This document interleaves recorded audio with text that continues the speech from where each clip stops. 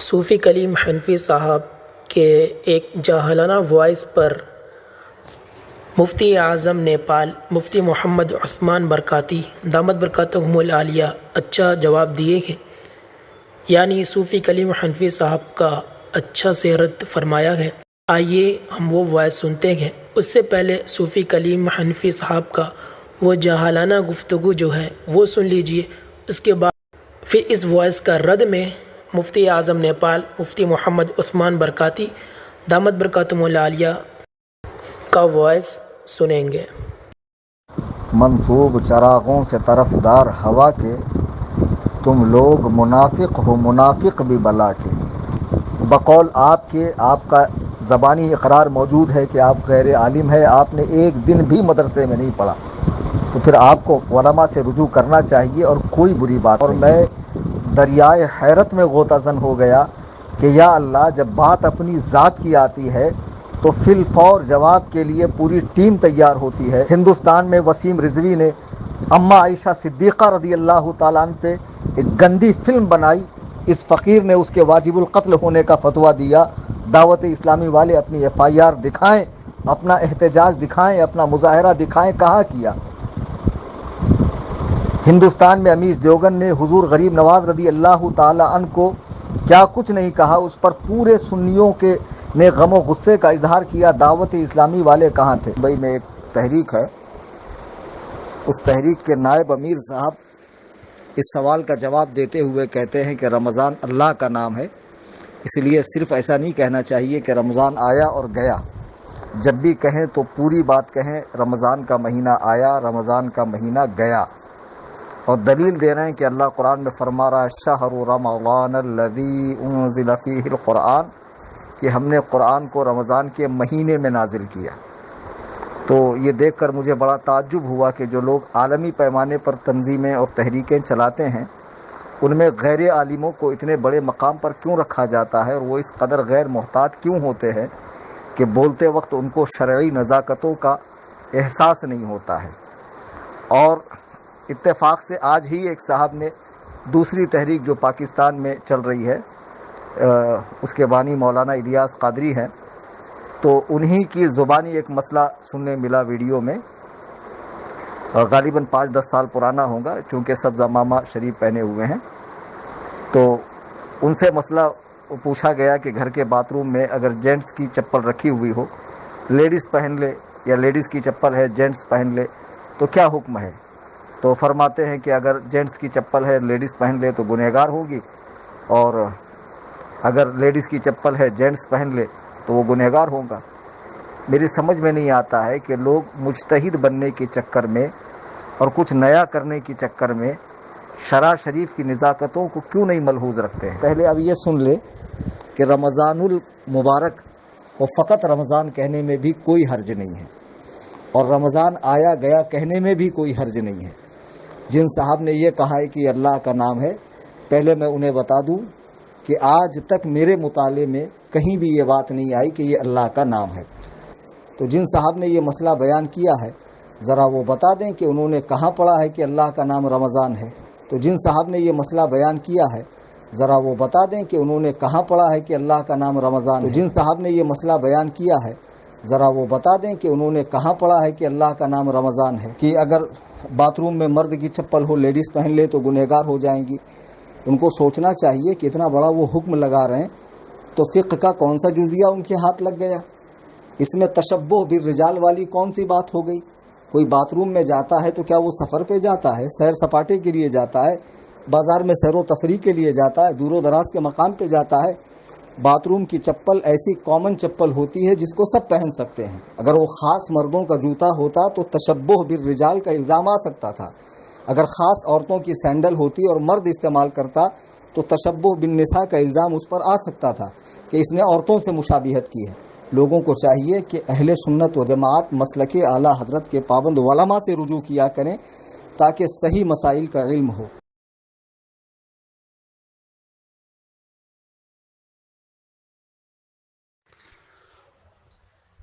بسم اللہ الرحمن الرحیم، نحمدہ ونصلی ونسلم علی رسولہ الکریم، اما بعد۔ آج میں نے 9 منٹ کچھ سیکنڈ کی ایک وائس سنی اور ایک آڈیو سنی، صاحب وائس اور صاحب آڈیو کا جو میں طرز تکلم دیکھا تو دعوت اسلامی کے اوپر یہ اپنا غم و غصہ ظاہر فرما رہے ہیں۔ لب و لہجہ بھی کچھ اس انداز کا لگا جو ایک سنی عالم کو سنی عالم کے خلاف اس طرح نہیں بولنا چاہیے، بالکل غیر شائستہ لب و لہجہ انہوں نے اختیار فرمایا تھا، اور وہ بھی بات کوئی بہت بڑی نہیں تھی۔ ایک بات تو یہ تھی کہ دعوت اسلامی کے کسی امیر نے یا نائب امیر نے یا اس سے متعلق کسی بھی ایک فرد نے اپنے بیان میں فرمایا تھا کہ رمضان آیا رمضان گیا نہیں بولنا چاہیے کیونکہ یہ اللہ تعالیٰ کا نام ہے۔ یہ ان کے بقول یہ لفظ ان کا ہے، اب انہوں نے کس طرح ادا کیا وہ تو وہ جانیں گے۔ اس کے بعد یہ کہتے ہیں کہ آج تک میرے مطالعے میں کہیں نہیں آیا کہ رمضان اللہ کا نام ہے۔ اس سلسلے میں عرض کروں کہ آپ کے مطالعے میں نہیں آنے سے یہ لازم نہیں آتا کہ واقعی میں کہیں نہیں ہو، یہ تو عدم علم ہے، تو عدم علم سے علم عدم تو نہیں ہو جاتا ہے نا، تو یہ دعویٰ آپ کو نہیں کرنا چاہیے۔ حالانکہ انہوں نے یہ بات کہی ہوگی تو جہاں تک میرا انداز ہے صاحب شرح مسلم علامہ غلام رسول سعیدی نے اصحاب مالک کا یہ قول نقل فرمایا ہے کہ اصحاب مالک کہتے ہیں کہ رمضان چونکہ اللہ کا نام ہے اس لیے رمضان آیا رمضان گیا نہیں کہنا چاہیے۔ ان کا نظریہ انہوں نے پیش کیا ہوگا تو اس پر برس جانا اتنا یہ غلط ہے، انداز بیان آپ کا غیر شائستہ تھا۔ گرچہ علماء محققین نے اس کے ہر طرح کے استعمال کو جائز قرار دیا ہے، یعنی اضافت کے ساتھ بھی یعنی ماہ رمضان کہہ کر کے، بغیر اضافت بھی یعنی صرف رمضان کہہ کر کے، دونوں استعمال جائز کہا ہے۔ 3 نظریات ہیں حالانکہ اس کے بارے میں۔ اصحاب مالک کا نظریہ یہی ہے کہ بغیر اضافت کے اس کا استعمال جائز نہیں ہے، درست نہیں ہے، منع ہے۔ اسی قول کو انہوں نے نقل کر دیا تو اس کا اتنا شد و مت سے رد کرنے کی کیا حاجت ہے؟ انہوں نے ناجائز اور گناہ تو نہیں کہا ہوگا، منع ہی تو کہا، تو جن کو عمل کرنا ہے کریں، نہیں کرنا ہے نہ کریں، کوئی ایسی بات نہیں۔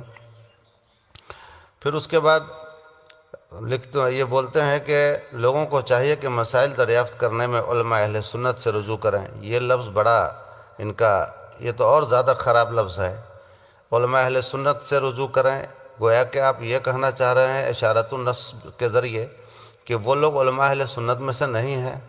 استغفر اللہ، جبکہ آپ خود اپنے اس بیان میں کہہ چکے ہیں کہ میں ان کو نہ خارج سنیت کہتا ہوں نہ گمراہ کہتا ہوں، تو پھر یہ انداز آپ کا کیسے آ گیا کہ علماء اہل سنت سے رجوع کریں؟ یعنی یہ لوگ علماء اہل سنت نہیں ہیں، تو یہ آپ گویا کہ ذہن دینا چاہ رہے ہیں، یہ بالکل غلط طریقہ ہے آپ کا۔ پھر انہوں نے آڈیو کی گفتگو کا آغاز جو کیا ہے جس شعر سے، اس کا ایک مصرع ہے، تم لوگ منافق ہو منافق بھی بلا کے، استغفر اللہ استغفر اللہ۔ ایک سنی عالم سے سنی عالم اس طرح مخاطب ہوگا، اور اس مصرع کو پیش کر اس شعر کو پیش کرنے کا مطلب آپ کا کیا ہے؟ اس میں تو آپ کی نیت کی کجی اور ارادے کی کجی نظر آ رہی ہے، جو کہ آپ کو بالکل ہی مناسب نہیں دیتا، مناسب نہیں بنتا اس طرح کا شعر پڑھنا۔ پھر آپ کہتے ہیں کہ غیر عالم ہے بقول آپ کے، کیونکہ انہوں نے اپنے آپ کو عالم نہ کہا، تو اپنے آپ کو عالم نہ کہنے سے ان کا عالم نہ ہونا کیسے لازم آ گیا بھائی؟ اللہ کے رسول صلی اللہ تعالیٰ علیہ وسلم کے بارے میں قرآن پاک میں ہے قُلْ لَا أَقُولُ لَكُمْ عِنْدِي خَزَائِنُ اللَّهِ، اے محبوب آپ کہہ دیجئے کہ میرے پاس اللہ کہ میں نہیں کہتا میرے پاس اللہ کے خزانے ہیں، وَلَا أَعْلَمُ الْغَيْبَ، اور میں یہ نہیں کہتا کہ میں علم غیب جانتا ہوں۔ تو دعویٰ کی نفی ہے، تو دعویٰ کی نفی سے شے کی نفی تو نہیں ہو جاتی ہے نا۔ تو دعویٰ انہوں نے نہ کیا اپنے آپ کے لیے عالم ہونے کا، تو اس سے یہ کہاں لازم آ گیا کہ یہ عالم نہیں ہے؟ آپ کو شاید کہ سرکار اعلی حضرت کا ارشاد یاد نہیں رہا، آپ تو فرماتے ہیں کہ عالم کے لیے علم چاہیے، سند کوئی چیز نہیں، اور آپ مدرسہ کے پیچھے پڑے ہوئے ہیں۔ کیا عالم ہونے کے لیے مدرسہ میں جانا اور باضابطہ اس کورس کو پورا کرنا، اس نصاب تعلیم کو، نظام الاوقات کی رعایت کرنا، کیا یہ ضروری ہے؟ عالم کے لیے میں نے تو کسی کتاب میں ایسا نہیں پڑھا کہ مدرسہ میں جانا ضروری ہو۔ ہاں اگر مدرسہ ہی میں جانا ضروری تو مدرسہ کا آپ وہ معنی مت لیجئے جو مخصوص عمارت ہوتی ہے، بلکہ مدرسہ ہر اس جگہ کو کہیں گے جہاں درس دیا جاتا ہو، خواہ وہ عمارت کی شکل میں ہو یا پیڑ پودوں کے نیچے ہو یا اصحاب صفہ جیسے کہ مسجد نبوی کے آگے پاس چبوترے پر بیٹھ کر کے وہ درس لیا کرتے تھے، ان کا مدرسہ وہی تھا۔ تو جہاں پہ درس دیا جائے وہی مدرسہ بن جاتا ہے، اور آپ نے شاید کہ مدرسہ کا مفہوم مخصوص عمارت کو لے لیا، تو اس لیے ان کے عالم ہونے کا آپ انکار کر رہے ہیں۔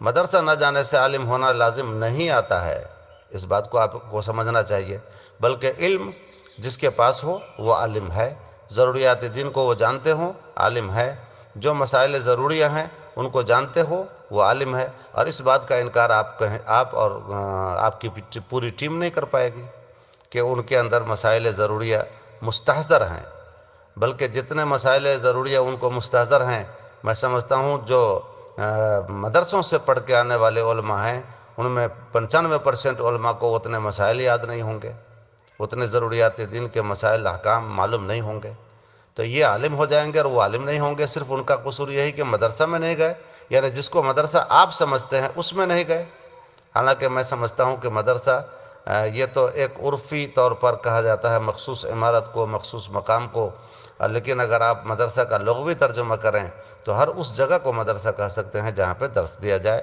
جہاں پہ علم کا جام پلایا جائے۔ پھر اس کے بعد آپ کہتے ہیں کہ ہم ان کو گمراہ نہیں کہتے، خارج سنیت نہیں کہتے، تو جب آپ گمراہ نہیں کہتے، خارج سنیت نہیں کہتے، تو ان کے لیے پھر ایسے بیہودہ الفاظ کا استعمال کیوں، ایسے غیر مناسب اور غیر شائستہ الفاظ کا استعمال کیوں جو آپ نے تیور اپنائے ہوئے ہیں؟ یہ کون سی بات ہے؟ پھر آپ کہتے ہیں کہ اپنی ذات کی بات آتی ہے تو پوری ٹیم جواب میں اتر پڑتی ہے، جب فلاں کا معاملہ آیا، فلاں کا معاملہ آیا، فلاں موقع پر احتجاج کی بات آئی، فلاں کے خلاف جلوس نکالنے کی بات آئی، آوازیں اٹھانے کی بات آئی، تو وہ کہاں تھے؟ تو یہ بھی عجیب بات ہے آپ کی۔ بھائی سب کی ذمہ داریاں الگ الگ ہوتی ہیں، سب کے شعبہ جات الگ الگ ہوتے ہیں، سب کے شعبہ حیات الگ الگ ہیں۔ آپ دیکھ لیجئے دور صحابہ میں کچھ صحابہ کرام وہ تھے جو کتابت وحی پہ متعین تھے، وہ جنگوں میں نہیں جاتے تھے، جہاد میں نہیں جاتے تھے، وہ کتابت کا کام کرتے تھے، حاضر باش رہتے تھے مصطفیٰ صلی اللہ علیہ وسلم کے دربار میں، اور انہی کے پاس زیادہ رہتے تھے۔ اس لیے حضرت ابو ہریرہ رضی اللہ تعالیٰ عنہ چونکہ زیادہ تر سرکار کی بارگاہ میں حاضر باش ہوتے تھے، اس لیے کثرت روایت سے انہوں نے ان سے حدیث مروی ہے، بلکہ متکثرین میں ان کا شمار ہوتا ہے، سب سے زیادہ روایت حدیث کا شرف ان کو حاصل ہوا۔ اب جہادوں میں نہیں گئے تو کیا یہ دعویٰ کرے گا یا کوئی یہ قول کر سکتا ہے کہ حضرت سیدنا ابو ہریرہ رضی اللہ تعالی عنہ کو جہاد سے نفرت تھی، یا جہاد کے وہ مخالف تھے، جنگوں میں جانے کے مخالف تھے، یا جو مجاہدین جنگوں میں جاتے تھے ان کے مخالف تھے؟ ایسا ہرگز قول نہیں کیا جا سکتا۔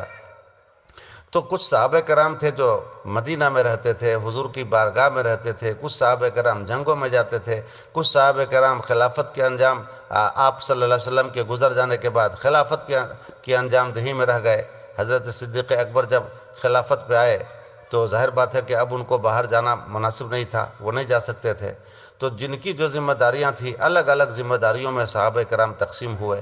اس کا یہ مطلب نہیں کہ دوسری ذمہ داریوں سے ان کو نفرت تھی، یا وہ اس دوسری ذمہ داریوں کے یا دوسرے کاموں کے دوسرے مشاغل کے وہ مخالف تھے۔ تو امیر اہل سنت اور ان کے مبلغین چونکہ ایک شعبہ انہوں نے سنبھالا ہوا ہے تبلیغ کا، ارشاد کا اور لوگوں تک پیغام رسانی کا، تو وہ بھی ایک شعبہ ہے، اس کے ذریعے وہ دین کا کام کر رہے ہیں، سنیت کا کام کر رہے ہیں۔ جو جہاد بالقلم کرتے ہیں ان کا وہ حصہ ہے، جو جہاد بالسیف کرتے ہیں ان کا وہ حصہ ہے، جو جہاد باللسان کرتے ہیں ان کا وہ حصہ ہے، سب کے شعبے الگ الگ ہیں۔ اس کا یہ مطلب نکال لینا کہ ان کو دیگر شعبوں سے مخالفت ہے یا دیگر شعبوں سے ان کو دلچسپی نہیں ہے، یہ میں سمجھتا ہوں کہ اپنے آپ پر بھی ظلم کرنا ہے اور اگلے پر بھی ظلم کرنا ہے، بالکل حق و دیانت، حق و انصاف سے الگ بات ہے یہ۔